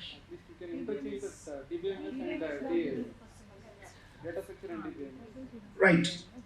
Now, suppose if I'm talking about indexes, B tree and B plus tree, indexes in my DBMS, I'm telling you. Now, do you teach or concurrency control for that matter? You need to, are you are deadlocks for that matter? Because I think whenever you go there, you also look at deadlocks and recovery and concurrency and things like that. And then you have this B tree and B plus tree for your indexes, multi-level indexing and single level indexes. Can you teach database management system without data structures? In my opinion, the answer is no. You might start with SQL statements. Probably, I think SQL statements would have helped an relational database management system. But we would have slogged in actually teaching them the indexes, especially the B tree and B plus tree. We would have slogged there because we would have. Right, right, right. Probably, I think that would have been a thing. But yeah, it is done deal now. Maybe I think next year onwards, probably we can swap it, but not now. We have to live with this problem. The problem is given to you, you solve it. And see, these are the subjects which is very difficult actually to have a clear demarcation. But I'm not also happy with my own decision of including computer architecture in the second semester. Actually, I would have got it in the first semester itself. Because I think I'll tell you my own experience. And I went and then I was forced to teach some. When I was in University of Hyderabad, one of my colleagues asked me to teach a C program for his son, 4th standard. It was ICSE or something, ICBSE, I don't remember. They have C program in the 4th standard, and a small kid. So basically, he's become a very good painter. He's become a painter, Chuki. Now, I went and then I was teaching him once, some 13, 14 years ago, more than that. Then he was telling me that the maximum number which you can store in integer is 32,767. I was shocked. I asked him how. My teacher told me. And it's also there in the book. It's 32,767. But without having to understand the binary number system, it's very difficult for you to actually get to the logic of 32,767. You need to know 2 power 0 and 2 power 1, and then you go to 2 power 16 and you then say that this is how it is. But because of the model, we pushed it into second semester. There are problems in the first and second semester.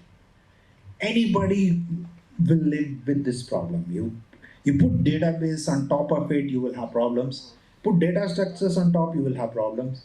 You put computer architecture on top, you will have problems. But I guess that you have to manage these problems. First 2 semesters, there will be not major problems.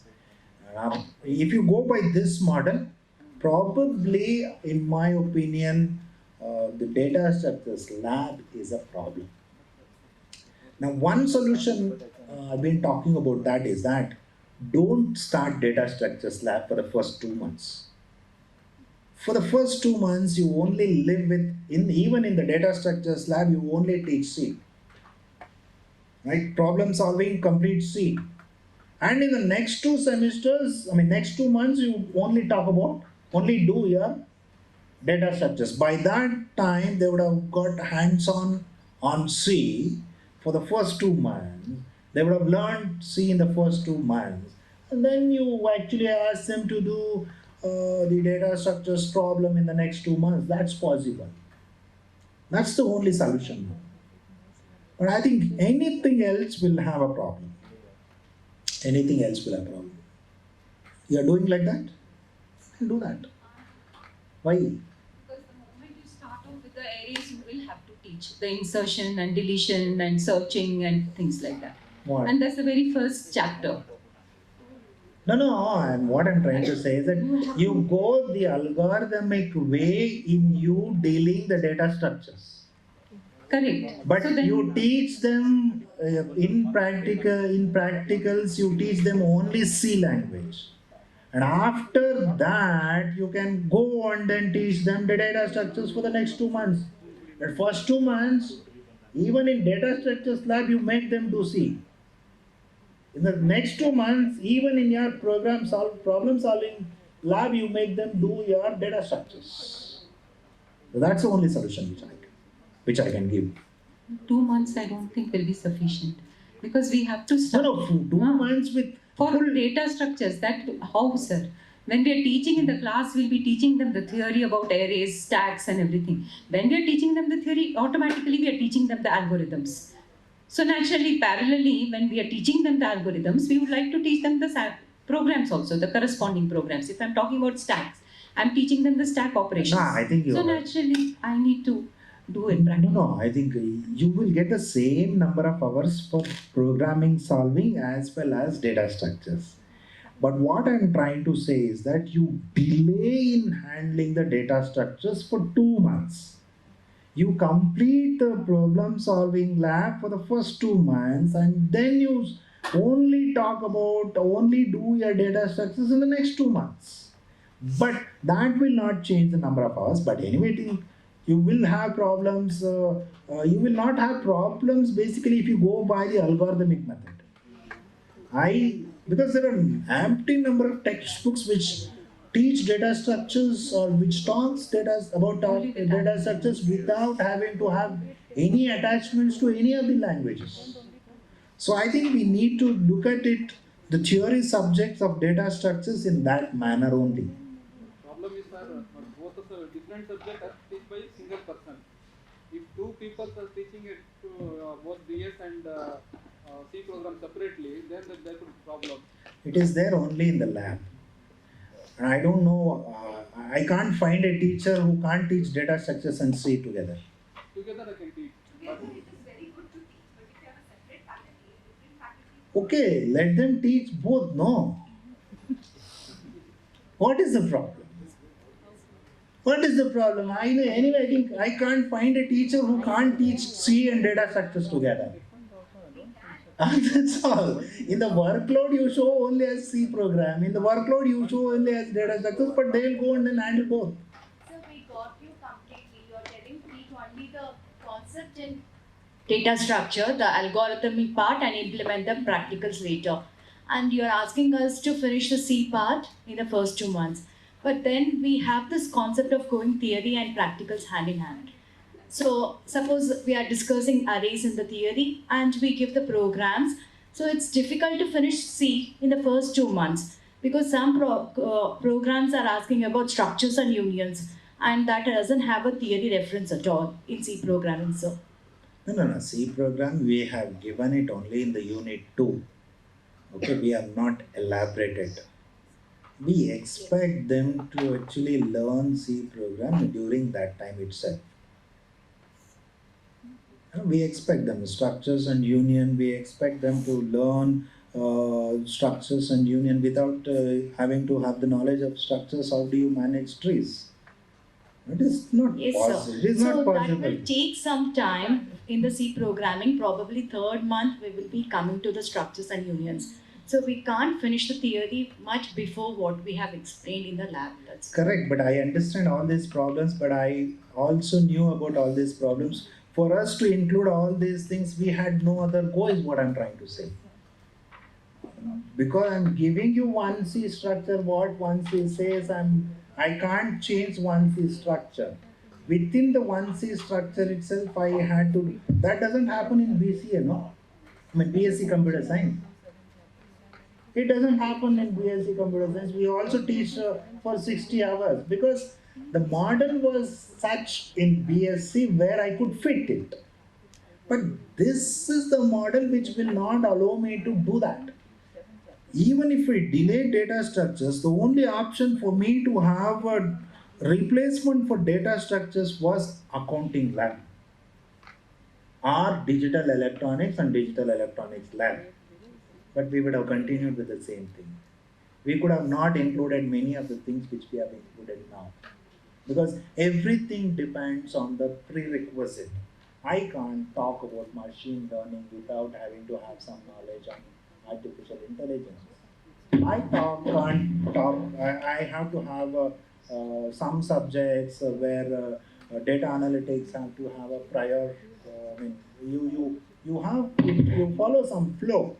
Machine learning, as you suggest, machine learning will be a course after data analytics, and then your IoT is here, your cloud computing is here, and so on and so forth. I could have not had all these things if I had to include digital electronics, either digital electronics or accounting lab here. It would have delayed the whole thing. Therefore, I think I went for this, but you have to manage it. I can't change it now. You please suggest what is to be done. I can't do that. I'm giving you suggestions what you need to do. Probably think if you want to make it light, the practical part of it, probably we can do that. And the other thing what I'm also trying to tell you is that once they learn data structures, they will never ever learn data structures again. In the post-graduation program, now what we do is that in the undergraduation program also they learn data structures, in the post-graduation program also they come and then learn the data structures. But in near future, because of this NAP, once they learn data structures, they will never learn data structures again. So therefore, what I'm trying to tell you is that I think we have to slog here. We have to slog. We have to slog in the first semester, there is no doubt about it. And then we have to slog. But there is a repetition. There is a repetition. As I was quoting I was quoting my own syllabus that there is a repetition in the first semester. Because of that repetition, people may not find it difficult, is what I'm telling you.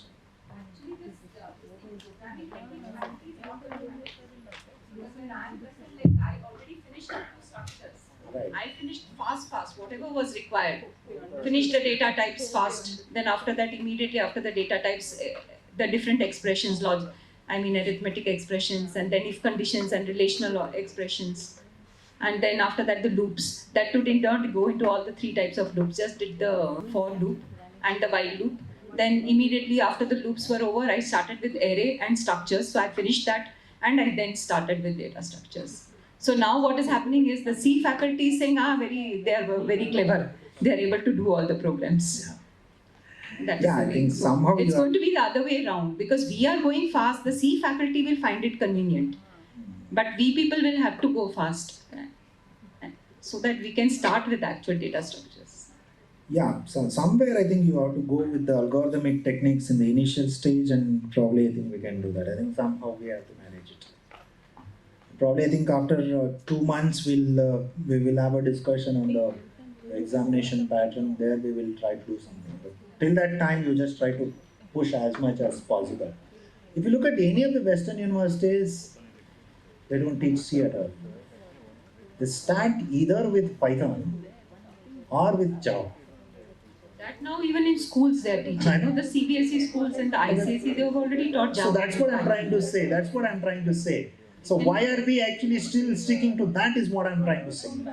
But both the languages can be taught as first languages. Yeah. Because there's nothing prerequisite. There's no... No, correct. Yeah. What I'm trying to say is that I could have actually easily started with Java and Java thing. I thought it's not very good. Let's have some kind of a structured programming exposure. So basically because of that, the problem solving came with that. And problem solving and then see, I want, basically the intention is problem solving. Intention is problem solving, and C is only tool for me. So that's what I'm trying to do here. But anyway, you just slog for some time. Probably think you have to slog.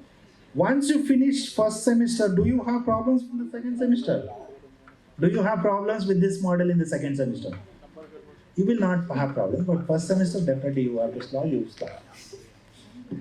And I will also slog in the next year. Yes.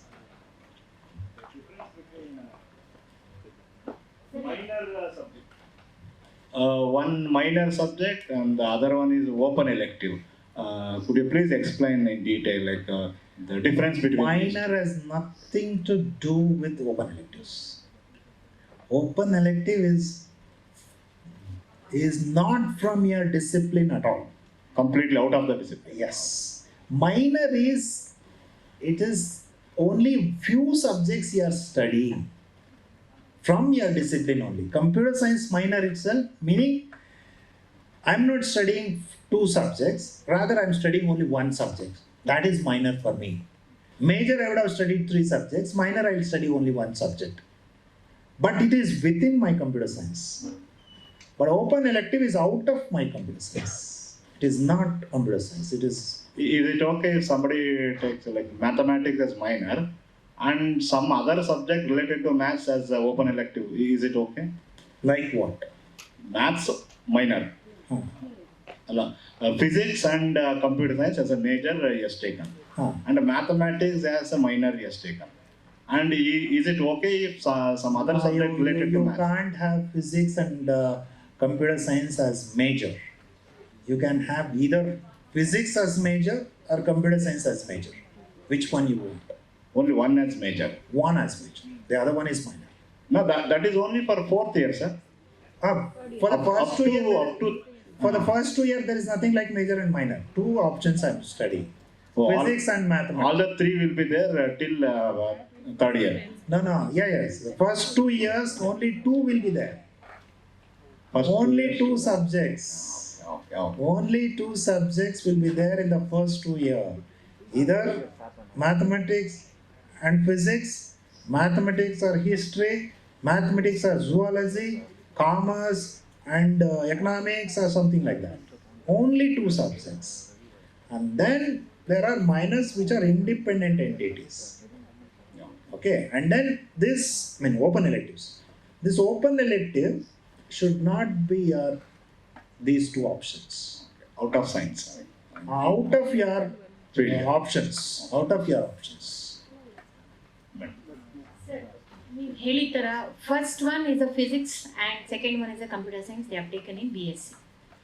ನಾವು minor ಅಂತ ಏನೂ ಇಲ್ಲ as you said. So open elective they can take mathematics. Yes. So physics is the major physics and computer science are the two compulsory subjects that they study till 2 years, and mathematics as an open elective. You can take mathematics as open elective. They can. It is not your selection. It is their selection.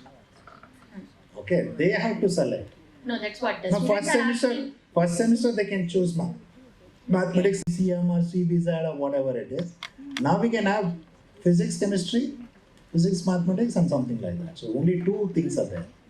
The other one, because basically to manage the workload, they are making sure that you have physics and mathematics, you take chemistry as an open elective. That is being forced by the institute, not by, that's not an elective by the students. It is an elective, a compulsory elective which is offered by the institutes to manage the workload. Sir, in that case, the BCA students can also take mathematics as an open elective. They can. They can take. They can. But I request you to avoid it. Okay. I request you to avoid it. There are few students who are really, they wanted to Okay, pursue, if so we can they opt. want to take mathematics, allow them to take mathematics. Sir, if they offer some other courses which is not run by the institution, so is it possible for us to give that with a guest lecturing? Yeah, why not? Why not? Anything you can take it as, you can actually take guest faculty and then you can do it. I mean, the affiliation system has to go here. We are still living with this affiliation system. The affiliation now in near future, in my opinion, I advised it to even my Vice Chancellor this time itself. The affiliation process should have been only for physics, chemistry, mathematics, independently, not for the combination PCM. The affiliation should never be given to PCM now. The affiliation is given to physics, affiliation given to mathematics, affiliation given to things. I'll come and see whether you have physics teacher, physics lab, give physics. I'm not bothered what other subjects they take. Okay, I'll come and then come to your department, you take history. There is, I think, in my opinion, there should not be like BA and B.Sc at all. It is only these are the options I have in my college. The options in my college are physics, chemistry, history, geography, biology. That's all. Zoology rather, not biology, zoology. So I can choose any combination, no? I can choose any combination and then I can get into that. And if I choose two combinations, please don't ask them to choose an open elective from these two combinations. They have to choose something else as an open elective. And they can continue their open elective for all the 4 semesters. They can continue open elective for all the 4 semesters. They can have 4 different open electives. Like mathematics 1, 2, 3. Yeah, there's nothing like mathematics 1 and 2. Then like the first semester mathematics, second semester mathematics, third semester, fourth semester mathematics. But I can also tell first semester history, second semester geography, third semester zoology, fourth semester something else. That can also be done. Okay, thank you. In B.Sc syllabus, you have mentioned for both major and minor. Minor also there is a syllabus you have mentioned. But as you are telling that those who are taken that physics and chemistry and the open elective is whatever the syllabus we have been sent, journey into the C program like that. Okay, whether they have to take that syllabus for open elective or Sir, minor subject. I am repeating it again. It is not those. The open electives are not minors at all. Open elective is open to other students to take up from your department. This open elective is for commerce students. This open elective is for art students. This open elective is for somebody else. So then minor subject they have to take. Physics, chemistry students, they have to take my minor subject, the CS if they wanted to choose. No, I think that's not correct, sir. There is nothing like minor and major in the first 2 years. There are only 2 options. And then there are open electives. If you are taking these 2 options, you are not supposed to take the same as open elective. That's all.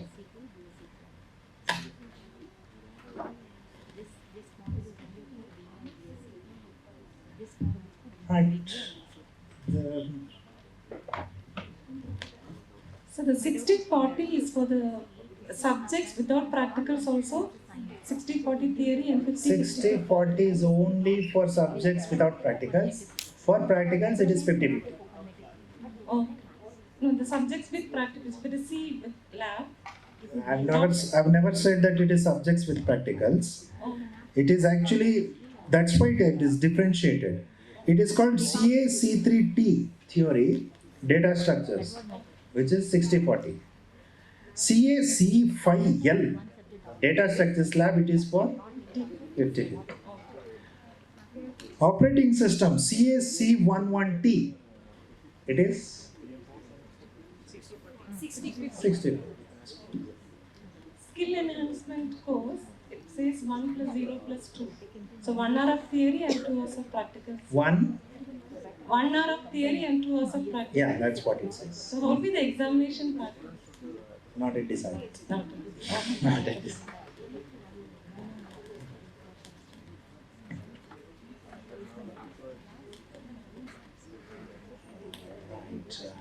There are no questions, and thank you for your patient hearing. Thank you very much for your. Sir, one more question here, sir. Yeah, go ahead. Sir, this health and wellness, how are we going to evaluate that? Health and wellness is given by physical education department. I was told that there are some warm-up exercises, there are some exercises which are given, and then there are cool-down exercises which are given, which they will prescribe. Now you have to actually do all that, and then the evaluation method will be given by them. Okay. Okay, so I think it is basically, in my understanding goes, there won't be any final examination for that. Because you can't have, it's not sports theory or it's not sports psychology, it's just sports. Okay, so basically I think they will give you the structure for that. You have to wait for some time. So once you give it, you can do it. Okay, sir. Thank you. Sir, when it comes to lab parts, Yeah, please go ahead. can we have a common IDE for each and every lab? Because still the students will execute Turbo C, C++. At least for second and fourth semester, if we have a common IDE for one particular programming language, because the companies will demand for the people who know IDE. I'm not getting your question. Integrated development environment. It Sorry? would be Huh? IDEs while executing the programs. Turbo C plus or the code blocks or Eclipse or NetBeans. If that we make it as a mandate while executing the programs, it could be helpful. This suggestion. Is it necessary? Because students will get to know about what is the IDE and how to do the coding. No, but I think it depends on the platform. Some people might use Macintosh, Apple OS, and then some people might use Linux, Unix, and some people might use Windows. I think it depends on that. Probably I think we will not specify anything, but if you can actually use it in your own thing, it should be okay. Whatever you can manage with it, with the teacher's specialization, then they can actually do it. Suppose if I'm working on C in my Unix, then it has to be different, right? So therefore, I think we avoided that. But it depends. I mean, you can actually choose your own thing. You can choose your own IDE and then you can do it. Sir, here. Sir, I am asking about open elective subject. So is it descriptive or objective, sir? Don't know. Don't know. Seriously, don't know. I think we have to wait for some time, and most probably it will be a descriptive one. Most probably it will be a descriptive one. Switch off the camera. Fail a lot in objective type because you have to know the answer, right?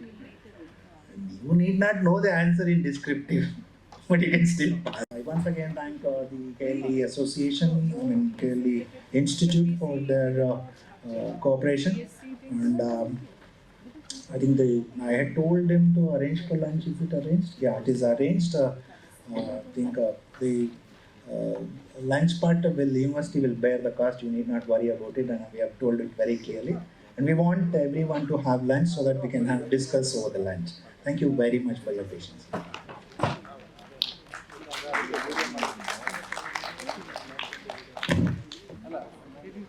Thank you, sir. Now I request Professor Vijay Kumar A.S. sir to join us on the stage. Now we workshop.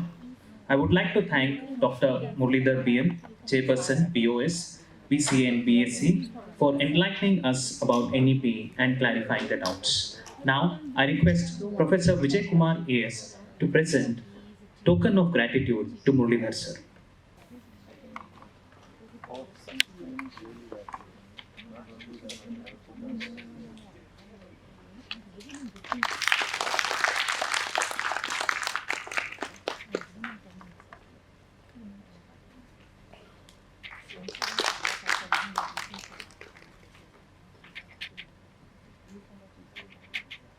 Thank you, sir.